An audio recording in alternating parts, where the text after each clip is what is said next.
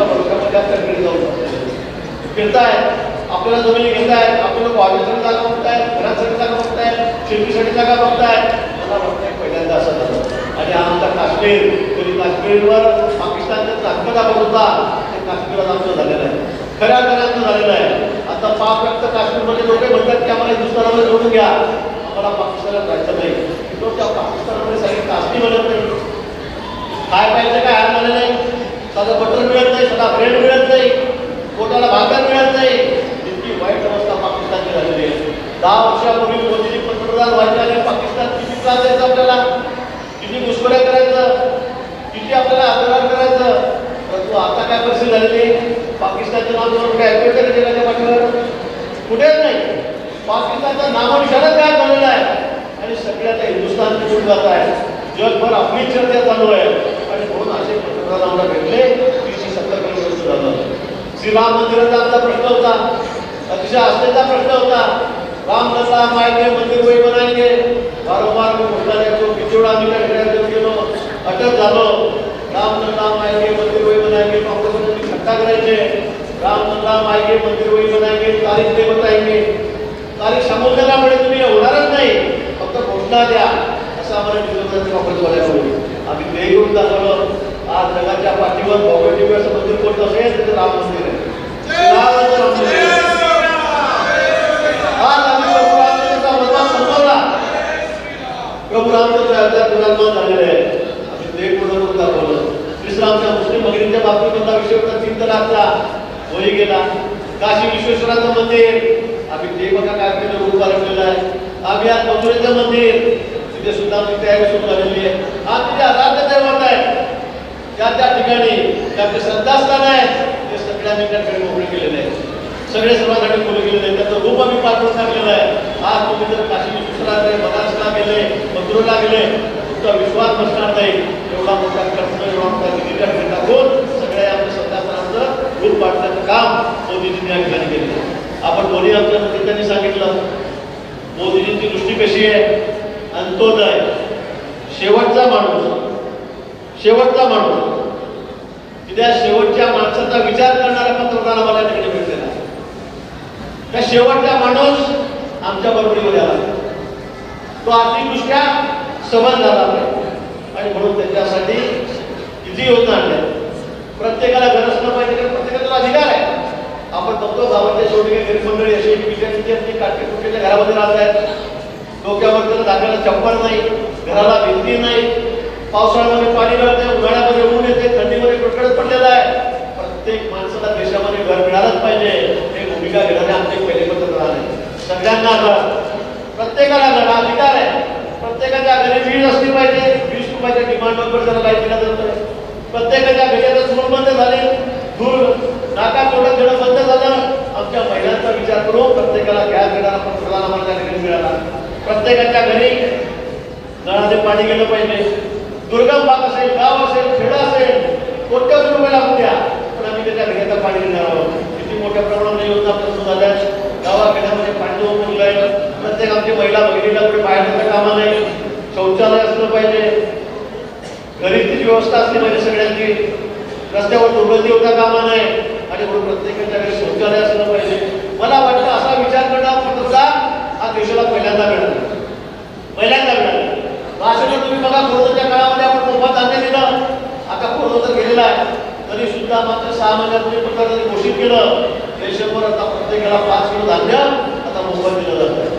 काय पाहिजे तुम्हाला, अन्न, वस्त्र, निवारा सगळ्या गोष्टी मिळतोय. गरीब लोक आहेत, शेतकरी सामान्य आहे, 6,000 रुपये, 6,000, 12,000 रुपयापर्यंत सगळ्यांना मिळतोय. पगारामध्ये वाढ झाली आमच्या ज्येष्ठ नागरिकांच्या, आमच्या भगिनींच्या झालेली. मुलगी झाली घरामध्ये, तिच्या नावावर पैसे मिळतात. 18 वर्ष झाली की तुला 1 लाख रुपये त्या ठिकाणी मिळणार. किती योजना महिलांसाठी अर्ध तिकीट एसटीमध्ये त्या ठिकाणी ठेवलेलं आहे. महिला सक्षम झाल्या पाहिजे, स्वतःच्या पायावर उभ्या राहायला पाहिजे. म्हणून बचत गटाच्या माध्यमातून कोट्यावधी रुपये, हजारो कोटी रुपये आपल्या महिलांना मी दिसतो. आज राज्यामध्ये 6.5 लाख बचत गट आहेत. म्हणजे 65 लाख भगिनींच्या त्या बचत गटाशी जोडल्या गेलेल्या आहेत. 65 लाख भगिनी. तुम्ही विचार करा की किती कुटुंब म्हणजे 65 लाख कुटुंब आपल्या बचत गटाशी जोडले गेलेले आहेत. त्यांना सक्षम करण्याचं काम चाललेलं आहे. आज या माध्यमातून फिरतं भांडवल 15,000 रुपयाचं इंतजार केलं. बचत गटाच्या माध्यमातून अनेक भगिनी असताना किती पुढे चाललेले आहेत. कर्जाचा विचार केला. तुला भारत माता की, भारत माता की, छत्रपती शिवाजी महाराज की, पुन्हा श्री सिद्धेश्वर महाराज की, भारतीय जनता पक्षाचा. आजच्या या संवाद मेळाव्याच्या निमित्ताने मंचावर उपस्थित आमचे विधानसभेतील सहकारी माजी मंत्री माननीय विजयकुमार देशमुख साहेब, आपले दुसरे सहकारी ज्येष्ठ नेते आमदार माननीय सुभाष देशमुख साहेब, शहराचे अध्यक्ष मान्य नरेंद्रजी काळे, युवा मोर्चाचे अध्यक्ष किरणजी देशमुख, शहाजी पवार, मनीषाताई देशमुख, प्राध्यापक नारायण बनसोडे, रामचंद्रजी जन्नू, चंद्रकांतजी रमण शेट्टी, माजी महापौर शोभाताई मनशेट्टी, श्री कांचन सिन्हा, विजयाताई, माननीय महिला गटाचे अध्यक्ष आहे राम वाकसेन, वैणीताई कडवळकर, वैभव बिराजदार, विशाल गायकवाड, मंचावर उपस्थित सर्व पदाधिकारी, माझ्या समोर बसलेले सर्व प्रमुख कार्यकर्ते, बंधू आणि भगिनी. खरं म्हणजे अतिशय शॉर्ट पिरियडमध्ये, अतिशय थोड्या वेळामध्ये कालच संध्याकाळी कार्यक्रम ठरला. मी काल नाशिकला दिवसभर कार्यक्रमामध्ये होतो आणि सोलापूरला मला यायचं होतं, कारण दिल्लीहून मला जबाबदारी दिलेली होती. 15 तारीख डेट आहे, शेवटची तारीख होती आणि म्हणून मी कालच संध्याकाळी निर्णय केला आणि विमान मागवलं. पण आपल्याकडे विमान या ठिकाणी आपले स्ट्रीपचं काम सुरू आहे, त्यामुळे तो उतरू शकला नाही. म्हणून मागलो उस्मानाबादमध्ये एअरपोर्टला मी उतरलो, तुमच्यामध्ये पण अतिशय कमी वेळामध्ये आपण इतक्या मोठ्या संख्येमध्ये, विशेष करून आमच्या भगिनी एवढ्या मोठ्या संख्येमध्ये या ठिकाणी आला, त्याबद्दल आपण सर्वांचे आभार मी या ठिकाणी सर्वप्रथम व्यक्त करतो. आज आपल्याला कल्पना आहे निवडणुका आजही जाहीर होती, उद्या जाहीर होती. 2 ते 3 दिवसामध्ये मला वाटतं आचारसंहिता आपल्या ठिकाणी लागेल. सर्व देशाचं नाही तर पुढे जगाचं लक्ष आहे या देशामध्ये आता काय होणार आहे माहीत आहे. परंतु किती बहुमत, किती खासदार हे भारतीय जनता पक्षाचे मित्र पक्षाच्या ठिकाणी निवडून येणार, किती मताधिक्य भारतीय जनता पक्ष मोदींच्या ठिकाणी घेणार आहे. आणि म्हणून आता उमेदवार मी पहिली उमेदवाराची 20 लोकांची 24 त्या ठिकाणी आलेली आहे. आल्या मला या ठिकाणी पत्रकार मित्र विचारताय, सगळे प्रमुख कार्यकर्ते विचारताय, पदाधिकारी विचारताय तुमचा उमेदवार कोण. अनेकांनी बोलून जातं, त्यांनी पत्र दिलेले आहेत की उमेदवार चांगला द्या. आता चांगला द्या म्हणजे काय, चांगल्याचे निकष काय. म्हणून मी ठरवलंय की आता तुमचे उमेदवार ते नाव सांगत नाही, पण आमचे उमेदवार हे नरेंद्र मोदी आहे. कोणी तुम्हाला विचारलं तर सांगा आमचे उमेदवार कोण. आमचे उमेदवार नरेंद्र मोदीजी आहे. आम्हाला त्यांना प्रधानमंत्री बसवायचं आहे, त्यांच्यासाठी एक मत आम्हाला पाठवायचं आहे. आणि त्यामुळे उमेदवार निश्चित चांगला दिला जाईल, तर ताबडतोब पुढे दिला जाईल, तुम्हाला अपेक्षित कसा दिला जाईल.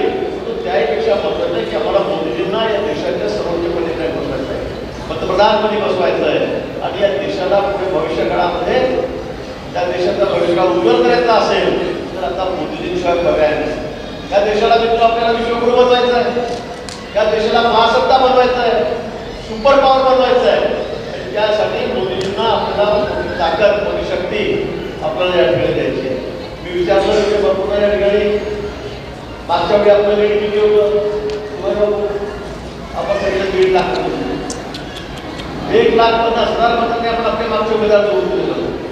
मी जळगाव जिल्ह्यामध्ये राहतो, 30 वर्ष झाले, 6वी टर्म म्हणजे सर्वात सिनियर आमदार मी विधानसभेमधला त्या ठिकाणी आहे. आमचा काले जिल्हा, जळगाव जिल्हा दोन्ही खासदार सतत आम्ही 35-40 वर्षापासून जोडून येतो.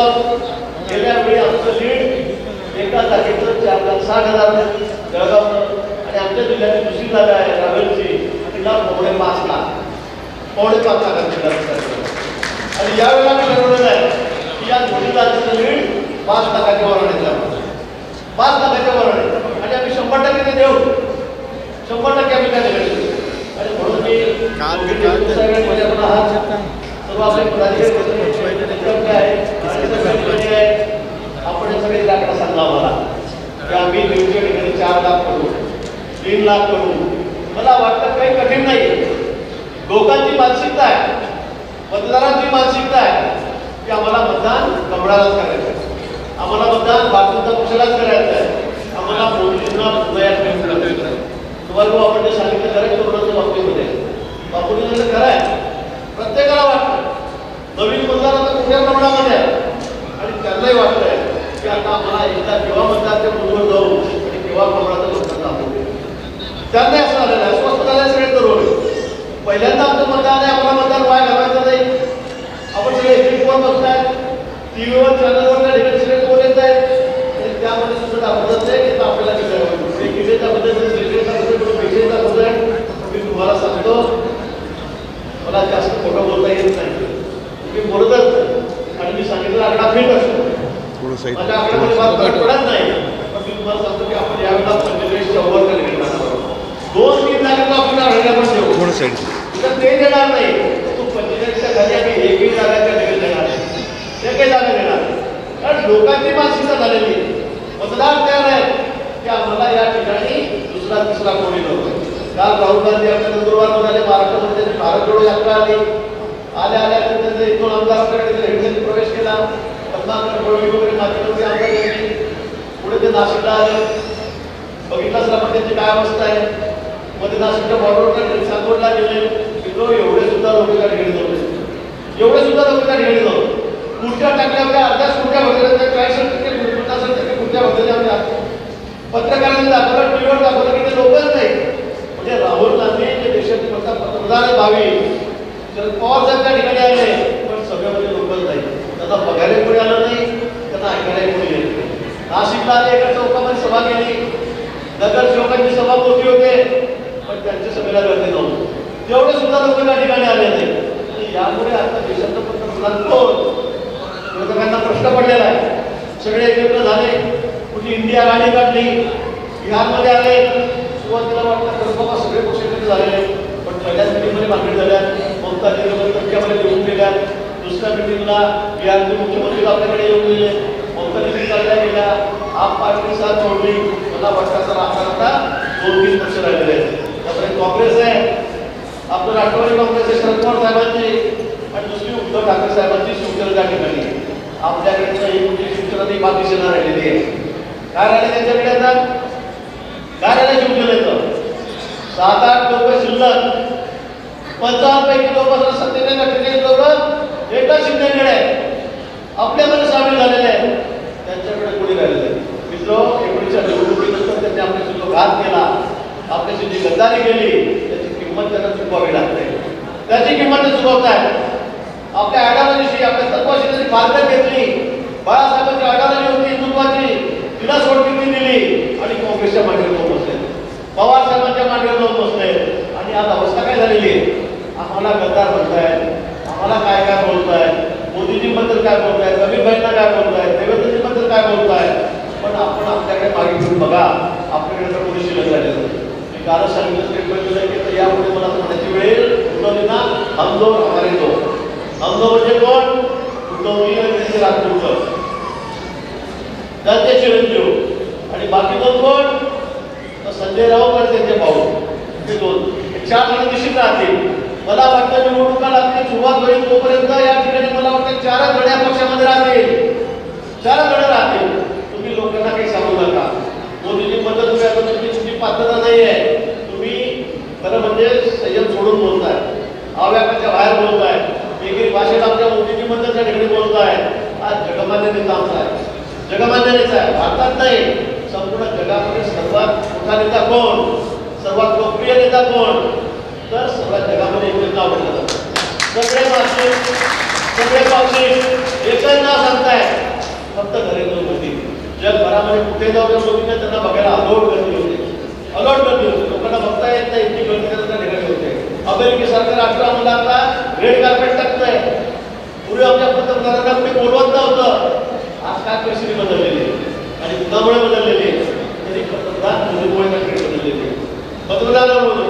आमची अर्थव्यवस्था 10व्या नंबरवर होती. कोरोनासारख्या संकटावर मात करून आम्ही आता 5व्या नंबरवर त्या ठिकाणी आलो.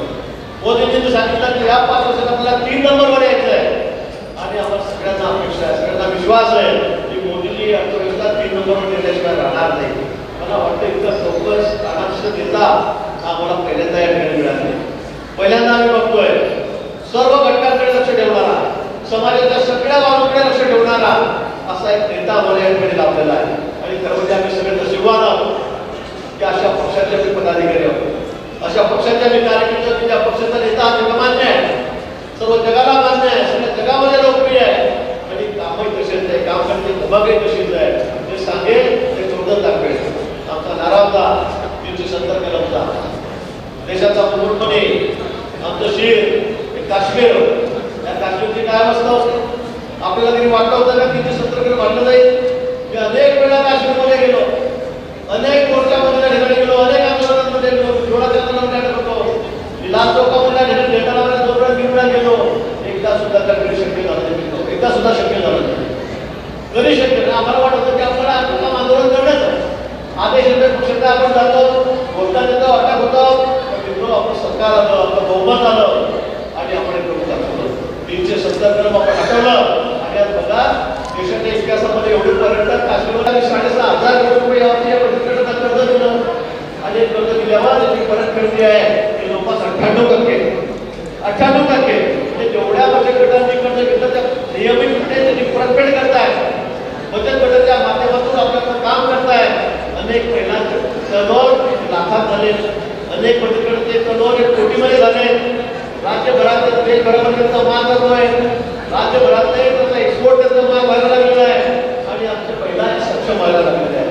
नुसतं चूल आणि मूल इथपर्यंतच मर्यादित न राहता आमच्या महिला सुद्धा विकासाच्या कामात हातभार लावला पाहिजे, यासाठी मोदींचा प्रयत्न आहे. आणि म्हणून महिलांच्या बाबतीमध्ये ते धोरण आहे, तरुणांच्या बाबतीमध्ये ते धोरण आहे, शेतकऱ्यांच्या बाबतीमध्ये ते धोरण आहे, उद्योजकांच्या बाबतीमध्ये ते धोरण आहे. आणि म्हणून दूरदृष्टी असा नेता आम्हाला या ठिकाणी मिळालेला आहे आणि त्यांना आम्हाला पुन्हा प्रदान करतो. मी जो सांगायचा असेल तर 100 योजना मी तुम्हाला सांगतो, 100 गोष्टी मी तुम्हाला सांगू शकतो, पण तेवढा वेळ प्रमुख कार्यकर्त्या. पण मला वाटतं या योजना या लोकांपर्यंत पुन्हा आपल्याला पोहोचवायच्या आहे. आपल्या एका मतदारसंघामध्ये विधानसभेच्या 30-35 हजार लाभार्थी आपल्याकडे आहेत की त्यांना कुठल्या ना कुठल्या गोष्टीचा लाभ मिळालेला आहे. शेतकरी असतील, किंवा तरुण असेल, त्याला कसं मिळालं असेल ते मिळाले, ते त्याला मिळालेलं आहे. महिलांचा पगार आहे मिळालेला आहे, कुणाला घर मिळालेलं आहे, कुणाला शौचालय मिळालेलं आहे, कुणाला ट्रॅक्टर मिळालेला आहे. असे अनेक लोक एकेका मतदारसंघामध्ये 35,000, 30,000, 40,000 लोक लाभार्थी असेल त्यांना या लाभाच्या योजना मिळालेल्या आहेत. मग आपण त्यांना कधी सांगणार आहोत, त्यांच्यापर्यंत कधी पोहोचणार आहोत, त्यासाठी हा संवाद मिळावा आहे. मला वाटतं येणाऱ्या काळामध्ये मैदान निर्णयाचा अवधी आपल्याकडे आहे, त्या अवधीमध्ये प्रत्येकाला आठवण करून द्या तुम्हाला घर मिळालेलं आहे, मोदींनी दिलेलं आहे. तुमच्या घरी नळाने पाणी आलेलं आहे, मोदींनी मुळे त्या ठिकाणी आलेलं आहे. तुमच्या घरी दिवा लागलेला आहे, लाईट लागलेला आहे, तुमच्या घरी मोफत धान्य येत आहे, ते मोदींनी मुळे येत आहे. मला वाटतं त्यांनाही आठवण करून देण्याची गरज आहे, सांगण्याची गरज आहे. ते आपण ठासून सांगायचं आहे आणि त्यासाठी आम्ही या ठिकाणी आलो होतो. त्यासाठी हा संवाद मिळावा आहे. आपण प्रमुख कार्यकर्ते आहात, आपल्या भरोशावर सगळी या ठिकाणी दारोदार आहे. आपल्या भरोशावर एक सीट निवडून येणार, सीट दुसरी निवडून येणार नाही तर मोठं मतदान देखील आपल्याला त्या ठिकाणी घ्यायचं आहे आणि पुन्हा मोदींना आपल्याला देशाचं मतदानमध्ये आरूढ करायचं आहे. त्यावेळेला आपली घोषणा आहे आपली बात 405. मागच्या वेळेला आपण 302 पर्यंत पोहोचलो, 303 पर्यंत पोहोचलो. आता आपल्याला 400 पार करायचे म्हणजे 370 आपले 70 जागांची भर आपल्याला टाकायची. म्हणजे महाराष्ट्रामध्ये कुठली जागा कमी होता कामा नये, उलट 4-5 जागा वाढल्याच पाहिजे, तेव्हाच आपला शक्य होणार आहे. आणि म्हणून आपल्याला प्रयत्नाची पराकाष्ठा या ठिकाणी करायची. समोर उमेदवार कोण आहे काय चिंता करू नका, कारण आपण 2-2 वेळा 3-3 वेळा त्यांना पाडलेलं, 2 वेळा पडल्यात ना, 2 वेळा आपण 7 वेळा निवडून आणले. त्यामुळे ती चिंता आपल्याला नाही आहे. आपलं मताधिक्य कसं वाढेल, आपला मतदार मतपेटीपर्यंत कसं जाऊन पोहोचेल याची चिंता आपल्याला त्या ठिकाणी करायची. संघटनात्मक दृष्ट्या तर आपण एवढे पुढे आहोत की काँग्रेस आपल्या विजय लागला. संघटना दृष्ट्या आपल्याला पेटना प्रमुख, पेट प्रमुख, बूथ प्रमुख, वॉरियर, सुपर वॉरियर एवढी मोठी 30,000 कार्यकर्त्याची टीम आपली प्रत्येक मतदारसंघात उभी आहे. आणि म्हणून या निमित्ताने आपल्याला विनंती करणार आहोत, जबाबदारी आपल्याला दिलेल्या आहेत, त्या जबाबदारी आपल्याला चोखपणे पार पडायच्या आहे, चोखपणे पार तेवढं जरी आपण केलं तरी मला वाटतं आपण 3 लाखाच्या खाली या ठिकाणी घेणार 3 लाखाच्या वरच आपण या ठिकाणी घेऊ आणि त्याला पुन्हा आपण या ठिकाणी घेऊन जाऊ. त्याबद्दल माझ्या मनामध्ये कुठे शंका नाही. आज राज्य सरकार इतके झपाट्याने काम इतक्या वेगाने काम करतं. मला डॉक्टरांनी मला पत्र दिलेलं आहे, विजयरावांनी पत्र दिलेलं आहे, जिथे विकासाचे यात्रिक निवास आपल्याला 5 कोटी रुपये त्यांनी माझ्याकडे मागितलेले. खातं माझ्याकडे, पर्यटन खातं माझ्याकडे, ग्राफिकच खातं माझ्याकडे. मी आजच तुम्हाला पत्र देतो. 5 कोटी रुपये तुमचे यात्रिक निवासासाठी या ठिकाणी मंजूर केले. 5 कोटी रुपये तुम्हाला या ठिकाणी दिले. तुम्हाला आरोग्य केंद्रासाठी 70 लाख रुपये आपण या ठिकाणी दिले. त्याचं त्या ठिकाणी भूमिपूजन झालं. असं मी वेळ कमी आहे. हजारो कोटीचे कामं चाललेले आहेत, पण भूमिपूजनाला वेळ नाही. माझ्या मतदारसंघात तुम्ही महिन्याला काय ठेवलं जवळपास गेलोच नाही. महिना मी त्या ठिकाणी जाते. 1000 कोटी रुपये 960 कोटी रुपयाची योजना झाली. तिथे पण जायला मला वेळ, तिथं भूमिपूजन करायला वेळ नाही. इतके मोठे कामं चालले, पण वेळ कमी आहे, कामं जास्त आहे. त्यामुळे आता आपण सगळी जत्रेमध्ये 70 लाख रुपयाची योजना आपण त्या ठिकाणी दिली. या निवासासाठी 5 कोटी रुपये आपण देतो. पंढरपूरचा विकास आपण करतो. अतिशय मोठ्या प्रमाणामध्ये केंद्र सरकारने आपल्याला निधी दिलेला आहे. प्रसाद 2 मध्ये आपला हस्तभाव त्या ठिकाणी केलेला आहे. त्यामुळे आमची श्रद्धास्थानं जे आहे त्या दुसरे देवदेवता आहेत, त्यांना आम्हाला मुलांचा उद्धार त्या ठिकाणी करायचा आहे. त्यासाठी आम्ही कुठे कमी पडणार नाही ही खात्री आपल्याला मोदी दिलेली आहे. आणि म्हणून मित्र, येणारा काळ आपल्यासाठी अतिशय महत्त्वाचा आहे, अतिशय महत्त्वाचा आहे. वेळ अजिबात घालवू नका. उमेदवार कोण असेल, काय असेल याची चिंता करू नका. आणि म्हणून मी आधीच आपल्याला सांगितलंय की उमेदवार कोण असेल काय असेल पेक्षा आमचे उमेदवार नरेंद्र मोदी जे आहेत त्या भावनेतून तुम्ही या ठिकाणी काम केलं तर मला वाटतं 3 लाखाच्या वर 4 लाखाच्या वर आपण निश्चित या ठिकाणी मतांसाठी घेऊ आणि आपल्या उमेदवाराला पुन्हा दिलेला पंतप्रधान मोदींचे हात बळकट करण्यासाठी त्या ठिकाणी पाठवू. एवढी अपेक्षा आशा मी आपल्याकडून या ठिकाणी बाळगतो. त्याचवेळी आपला घेतले मला 2 वाजता कुठल्या परिस्थितीत उडायचं आहे तर मला मुंबईत करता येणार नाही. त्यामुळे कार्यक्रमामध्ये आपण या ठिकाणी आलात, एवढ्या मोठ्या संख्येमध्ये उपस्थित झाला त्याबद्दल आपलं सर्वांची या ठिकाणी आभार व्यक्त करतो आणि थांबतो. जय हिंद, जय महाराष्ट्र.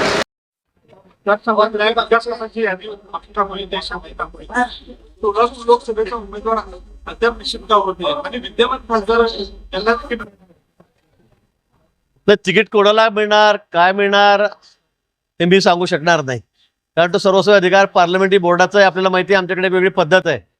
तिथे आम्ही स्वयंघोषित मला तिकीट मिळालं, याला मिळालं, मी प्रचाराला लागलो असं होत नाही. जोपर्यंत दिल्लीहून पार्लमेंटरी बोर्डाच्या मिटिंगमधून शिक्कामोर्तब होत नाही, आमची यादी बाहेर पडत नाही, तोपर्यंत असं नक्की कोणालाही सांगता येणार नाही.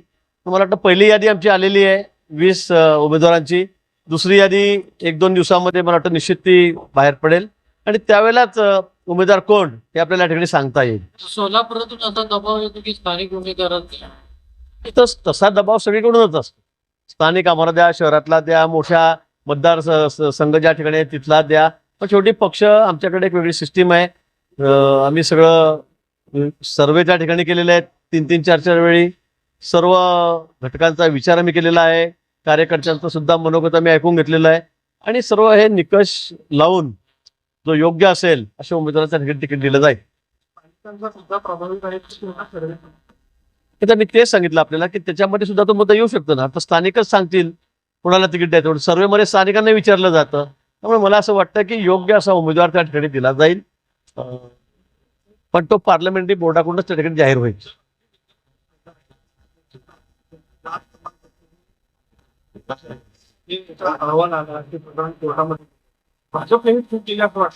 त्यावेळेला आम्हाला असं वाटलं नव्हतं की हे बघून काय. आता त्यावेळेला त्यांना फॉर्म भरता आला, त्यावेळेला त्यांचं ते जे सर्टिफिकेट होतं, प्रमाणपत्र, ते वैध ठरवण्यात आलेलं होतं.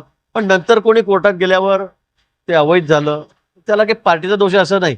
आज आम्ही पुन्हा तिकीट द्यायचं, कोणी चॅलेंज केलं तर त्याला, आणि हा विषय अजून न्यायप्रविष्ट आहे, त्याच्यावर काही शिक्कामोर्तब झालेला नाही, हे सर्वात महत्वाचं आहे. पण जोपर्यंत शिक्कामोर्तब होती तोपर्यंत मला याच्यावर काही बोलता येणार नाही. पण जाणीवपूर्वक पार्टीने बोगस सर्टिफिकेटला आम्ही त्यांना काही उमेदवार दिला असं समजण्याचं अजिबात कारण नाही. उमेदवारी देताना त्यांनी सर्टिफिकेट दाखवलं, अधिकाऱ्यांनी, सक्षम अधिकाऱ्यांनी त्याला ते पात्र म्हणून सांगितलं, अधिकृतपणे त्यांना उमेदवारी मिळाली आणि म्हणूनच ते त्या ठिकाणी निवडून आलेत. त्यामुळे आता नंतर मग कोर्ट कचेऱ्या झाल्यात, काहीतरी त्यांना कोणी चॅलेंज केलं, हा विषय वेगळा आहे. पण आजही तो विषय न्यायप्रविष्ट आहे, ते बोगस असं म्हणता येणार नाही. निवडणूक आयोगाने निवडणूक घोषित करण्याची शक्यता आहे का? अ? निवडणूक आयोगाने निवडणूक घोषित कर नाही, आता ते निवडणूक आयोग सांगू शकेल घोषित केली, पण मला वाटतं एक दोन दिवसामध्ये उद्या परवामध्ये मला असं वाटतं की निवडणुका घोषित होतील.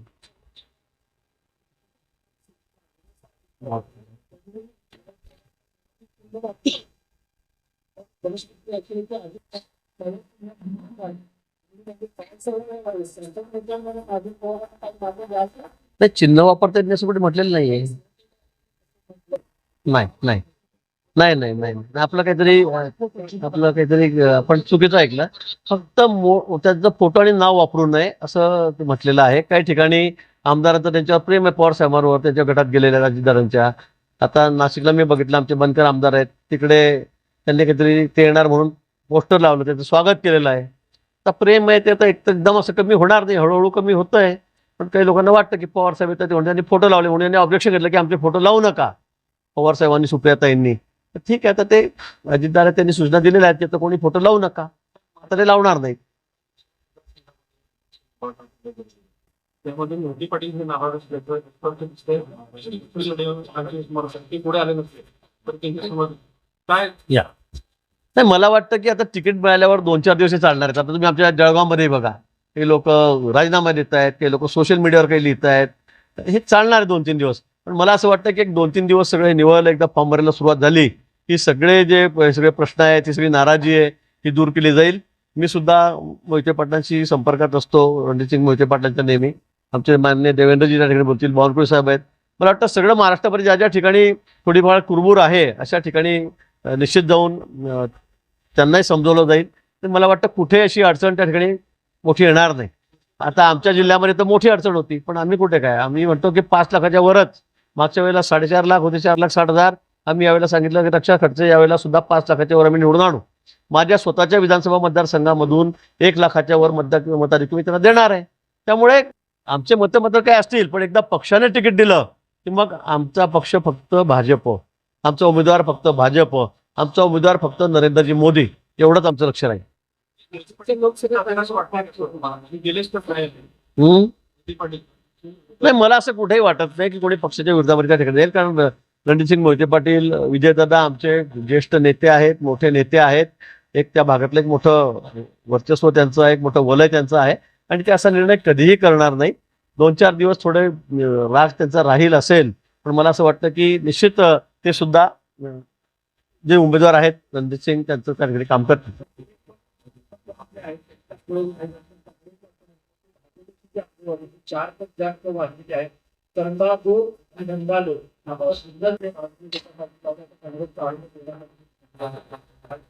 नाही, मला असं वाटतं की त्या बॉन्डच्या बाबतीमध्ये आपण बघितलंय, लोकांनी मदत केली, लोकांनी सहकार्य केलं, लोकांनी बॉन्ड दिले.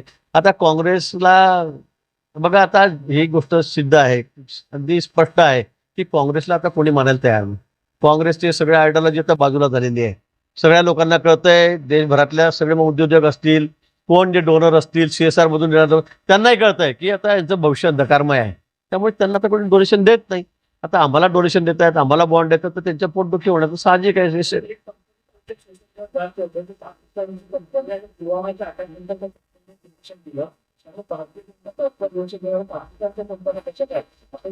नाही, मला या संदर्भात माहिती कोणती पाकिस्तानी कंपनी आहे, पाकिस्तानी कंपनीचं वगैरे डोनेशन आम्ही कधी घेणार नाही, हे मला वाटतं चुकीचं आहे. ती फेक बातमी असू शकेल, कारण मी तर काही ऐकलं नाही, आपण सांगतात. पण असं पाकिस्तानी कंपन्याकडून पुलवामाच्या घटना घडल्या त्यावेळेला मला वाटतं हे सगळ्या फेक बातम्या आहेत. त्याच्यामध्ये कुठेही तथ्य नाही. जे आहे ते अतिशय स्पष्ट आहे. आता सुप्रीम कोर्टाने सांगितल्यामुळे हे तर स्पष्ट झालेलं, कुणी पैसे दिले, किती दिले, काय दिले. नाही, सगळ्याच ठिकाणी थोड्याफार प्रमाणामध्ये कुरबुर आहेत की भाजपला वाटतं आम्हाला मिळालं पाहिजे, काही ठिकाणी राष्ट्रवादी काँग्रेस वाटतं ही जागा आम्हाला मिळाली पाहिजे, काही ठिकाणी शिंदे साहेबांच्या गटाला वाटतं ही जागा आम्हाला मिळाली. मला वाटतं जोपर्यंत आता शेवटच्या आमच्या होत नाही, वाटाघाट्या होत नाही, तोपर्यंत सगळ्या ठिकाणी कार्यकर्त्याचं मत आहे की आम्हाला इथे जागा मिळावी, बरं होईल. त्यामुळे आपल्यामध्ये कुठे दुही दिसणार नाही, आणि त्यांनी ते मान्य केलं. आणि म्हणून काल ते देवेंद्रजींना भेटायला आले, पण देवेंद्रजी रत्नागिरीला गेलेले होते, रात्री उशिरा ते आले. तोपर्यंत मग ते एकनाथजी शिंदेना त्या ठिकाणी भेटलेत. मला वाटतं आज उद्यामध्ये हा प्रश्न कुठेही राहणार नाही, तो निकाली निघेल.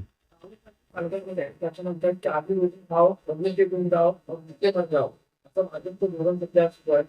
काय म्हणले? आधी रोटी खाव तर कोण भुके मरतोय? सगळ्यांना धान्य आता आम्ही रेशनवर फुकट देतो. तुमच्या घरी पाठवायचं का म्हणा धान्य काही त्यातलं राशनचं? म्हणजे मला कळत नाही. आपले पिताश्री त्या ठिकाणी मुख्यमंत्री असताना आपण काय केलं? काय दिवे लावले हे तर सांगावं त्यांनी. घराच्या बाहेर पडले नाही. सध्या कोरोनामध्ये त्यांनी ते लॅपटॉप सोडलं नाही. मी घरामधून बघतोय सगळं. काय केलं त्यांनी?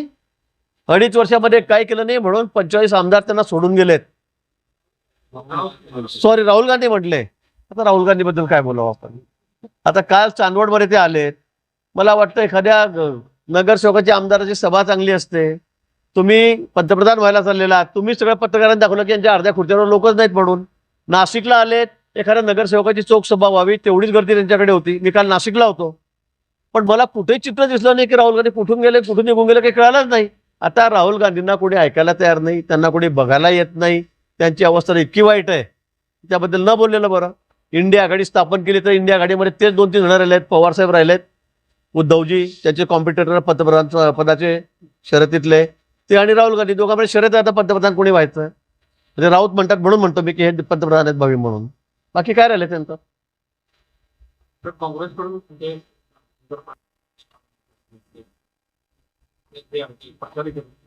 आपण काय केलं नाही असू दे ना. आता काँग्रेसनी कोणाला उमेदवारी द्या त्यांचा प्रश्न आहे. त्यांनी कोणालाही उमेदवारी द्यावी. 2 वेळा मी त्यांना हरवलेलं आहे. आमचा उमेदवार इथे निवडून आलेला आहे. किती वेळा? 3 वेळा. कोणासाठी? नाही, आता तो कुठे विषय नाहीये. आता कुठे तो विषय नाहीये. आणि इकडे या मंत्रीपद देतो किंवा खासदारकी देतो असं कुठे मला वाटतं कोणी म्हणणार नाही. आमच्याकडून घेतलं गेलं नाही. आता मला वाटतं त्यांनी त्यांची उमेदवारी तर स्वयं घोषित केली. अजून त्याची यादी मला वाटतं आलेली नाही, अधिकृत झालेली नाही. त्यांनी आता त्यांचं काम करावं, त्यांचा प्रचार करावा आणि काय ते प्रयत्न करावेत. आम्ही 3-3 वेळा निवडून आलेलो आहोत.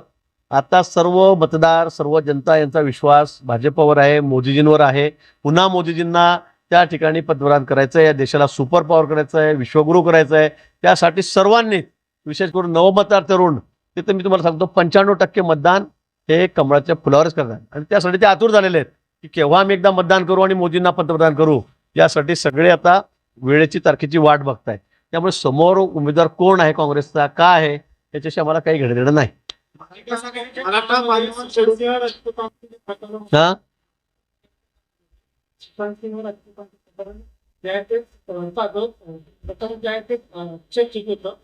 आता दुर्गड आहे ते निघालं असल्यामुळं हे पंतप्रधान नरेंद्र मोदी यांच्या बहिणी न्याय बाजू म्हणजे मला वाटतं हा विषय न्यायप्रविष्टतेच्या संदर्भामध्ये संबंधित ज्या एजन्सी आहेत मोठ्या त्यांनी चौकशीच्या ठिकाणी केलेली आहे. त्याची रिपोर्ट केली नाही. आता हा विषय कोर्टामध्ये न्यायप्रविष्ट आहे.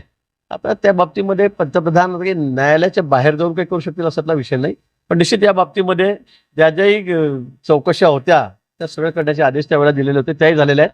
आणि कोर्टामध्ये हा विषय गेलेला आहे. हा विषय तर न्यायप्रविष्ट आहे.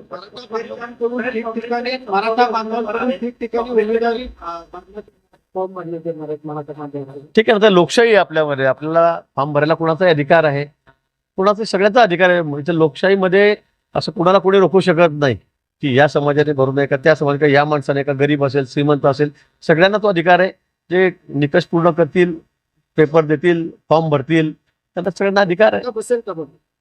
मला नाही वाटत. मला एकच सांगायचं आहे की या ठिकाणी राज्यामध्ये, देशामध्ये एकच वेळ आहे, एकच लाट आहे. ती म्हणजे मोदीजींची, ती म्हणजे भाजपची आहे. देश ज्या गतीने पुढे जातोय, ज्या जगामध्ये आज देशाची प्रतिष्ठा वाढलेली आहे, ज्या पद्धतीने आज विकासाचे कामं चालू आहे, गरिबांसाठीच्या योजना चालू आहे, त्यामुळे लोकांचा विश्वास फक्त मोदीजींवर आहे. मोदीजींवरच आहे. राहुल गांधीवर कोणाचा आहे का? ममता बॅनर्जीवर कोणाचा आहे का? कोणाचाच नाहीये. कोणी आहे का समोर असं वाटतं की पंतप्रधान म्हणून याला करावं म्हणून त्या ठिकाणी? उद्धव ठाकरेंना कोणी म्हणेल का पंतप्रधान करावं? ते म्हणतात स्वतः. ते म्हणतात, संजय राऊत म्हणतात भावी पंतप्रधान तुम्ही होऊ शकतात म्हणून. परवा तर त्यांनी गंमतच केली. म्हणजे उद्धव ठाकरे म्हणतात की गडकरींनी यावं, त्यांना मी मंत्री करतो. म्हणजे तुमचे 2 खासदार निवडण्याची तयारी तुमची इथे नाहीये. लोक तुम्हाला निवडून इथे देणार नाहीयेत आणि तुम्ही गडकरी साहेबांना आमचे मंत्री करायला चाललेत. म्हणजे जसं काही हे पंतप्रधान होणार आहेत आणि ते आम्हाला त्या ठिकाणी मंत्री करणार आहेत असे आविर्भाव ते बोलतायत. म्हणजे किती विरोध आहे मोठा, किती विरोध आहे मोठा. आणि म्हणून मला असं वाटतं की यांना बोलण्याला कुठे काही अर्थ नाहीये, तथ्य नाहीये, अतिशय वाईट बिनबुडाचं काही बोलत फिरतायत. बरं ते एकदा बोलले नाही, दुसऱ्यांदाही म्हणाले की मी यांना मंत्री करतो म्हणून. तुम्ही देवेंद्र फडणवीस हा? हा, हा, हा. तुम्हाला देवेंद्र फडणवीस असं वाटत नाही का की आमच्या जिल्ह्याला मंत्रिपद द्यावं, तुम्ही केंद्राचे मंत्रिपद देत नाही, राज्यात आमच्याकडे मत यावेळेला निश्चित विचार होणार आहे तुमचा. येणाऱ्या विधानसभा लोकसभेमध्ये निश्चित तुमचा विचार होणार आहे. हा सगळा विषय पार्लमेंटरी बोर्डाचा आहे. आणि मला वाटतं मागच्या वेळी आम्ही 2-2 मते दिले होते ना, दिले नाही का? आता यावेळेला भागीदार यावेळेला पहिले तर 2.5 वर्ष सत्ता नव्हती, यावेळेला 2.5 वर्ष सत्ता नव्हती, नंतर आमचे भागीदार वाढलेत. आधी एकनाथजी शिंदे आलेत, नंतर दादा आलेत, त्यामुळे सगळ्यांना वाटप जास्त मोठं झालं. प्रफुल्ल पटेल ने कहा है अगर हमको 3-4 सीट मिलते हैं तो हम सुबह हम चुनाव नहीं लड़ेंगे. वो मैंने कहा कि वो अजीत दादा है, देवेंद्र जी है, वो उसके बारे में चर्चा करेंगे. उसके बाद में इस विषय में जो फाइनल जो होगा, अंतिम जो होगा, वो पार्लियामेंट्री बोर्ड की तरफ से निर्णय होगा. इसलिए हम लोगों ने इस पर कोई बोलने की जरूरत नहीं है. नो, खूप झाले. पाठवण्याच्या यादीमध्ये तुम्ही नावाचा संदर्भ होता, काय तेल लावलेल्या पैलवानासारखं तुम्ही बाजूला असं वरिष्ठ नेत्यांना वरती पाठवायचा विषय होता आहे, खरं आहे. पण मी वरिष्ठ नेता नाही, मी कनिष्ठ नेता आहे, म्हणून मला पाठवलं नाही. मी तुम्ही कोणी सांगितलं मी वरिष्ठ नेता आहे म्हणून? कनिष्ठ नेता आहे. उलट माझा आक्षेप आहे, मला का पाठवलं नाही तर मला वरिष्ठ नेता कोणी मानत नाही.